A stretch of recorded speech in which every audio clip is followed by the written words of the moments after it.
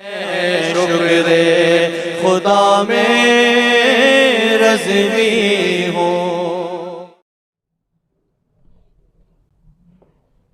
The beloved Rasul sallallahu alaihi wasallam, the soul of the universe and the soul of every garden, the soul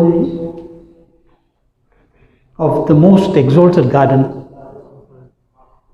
Jannatul Firdaus. The ruh and the beauty and the elegance and the colors and the fragrance that is in Jannah is because of the qadminaz of Rasulullah sallallahu alaihi wasallam. All the beauty in Jannah is because of the blessings of the souls of the Mubarak feet of Rasulullah sallallahu alaihi wasallam. Okay? All this is the blessing of the Qadm Sharif of Rasul Pak sallallahu alaihi wasallam. And Jannat is beautiful. Allah has created it unique. Allah has created Jannat unique. You and I can only understand what we know and what we read and what we hear in the Hadith Mubarakah and what we hear and read in the Quran. But Jannat is something that the mind cannot even imagine. Understand? It is beautiful. Allah created it so beautiful. And this is created through the sadaqah of Rasul Pak sallallahu alaihi wasallam. Because Rasul Pak sallallahu alaihi wasallam is the greatest in Allah's creation. And Jannat is a creation of Allah subhanahu wa ta'ala. So the greatest creation is Muhammad Rasulullah sallallahu alaihi wasallam. So the soul of the garden of paradise. And that rose, Rasul Pak sallallahu alaihi wasallam is that rose through which every rose got its fragrance. Rasul Pak sallallahu alaihi wasallam is that rose through which every rose got its fragrance. Leave alone the fragrance of the rose. The Sahaba Ikram say when we used to embrace Rasul Pak sallallahu alaihi wasallam from the pasina mubarak of Rasul Pak sallallahu alaihi wasallam, from the blessed perspiration of Rasul Pak sallallahu alaihi wasallam, we used to attain that khushbu, that fragrance that you can't even find in musk. That khushbu, that sweetness of the fragrance of Rasul Pak sallallahu alaihi wasallam. That Nabi sallallahu alaihi wasallam taught us every lesson that we need to learn. Because Allah revealed upon him his divine word. And that Nabi sallallahu alaihi wasallam taught us how to walk. Nabi sallallahu alaihi wasallam came in this dunya in a time when the kuffar in Makkah were in the height of jihala. It was the height of ignorance. That's why that zamana is called the zamana-e-jahiliyyah. That is why it is called the days of ignorance. When people buried their children alive, their daughters alive. When people buried their daughters alive and they took their widows if their husbands died and locked them in a little cabin, treated them like animals, marched them on the streets. When the women had no haq over their own wealth, where people had no value, they fought with each other over little things. In a time like that, the beloved Nabi sallallahu alaihi wasallam came into alam dunya, and those who would not think twice to raise their swords for the sake of the dunya became Farooq Azam. They became the one who showed distinction between haq and batil. Somebody became Siddiq Akbar, somebody became Farooq Azam, somebody became Osman Ghani, somebody became Mawla Ali, Ridwanullahi ta'ala majmain. What was this? This was the tarbiyat. This was the nurturing and the special training from the court of Rasulullah sallallahu alaihi wasallam. How uniquely nurtured those personalities are that were nurtured at the qadm and naz of Rasul Pak sallallahu alaihi wasallam. How was Imam Hassan and Imam Hussein radiallahu anhuma nurtured? How was Sayyidatuna Fatima al-Zahra nurtured? How were the companions nurtured? Allahu Akbar. And time is not going to permit, and I'm going to say something in 2 or 3 minutes. That this week marked the Yawm Shahadat of one of those roses that was nurtured in the gardens of Rasul Pak sallallahu alaihi wasallam. Who was it? Hazrat Osman Ghani radiallahu ta'ala. Osman Ghani radiallahu anhu. that Hazrat Osman radiallahu ta'ala an, whom Rasulullah sallallahu alaihi wasallam used to say, why should I not make haya in front of him? Why should I not be modest in front of him? When the malaika and Allah's mercy shows this modesty in his court. This was Osman Ghani radiallahu anhu. Allahu Akbar.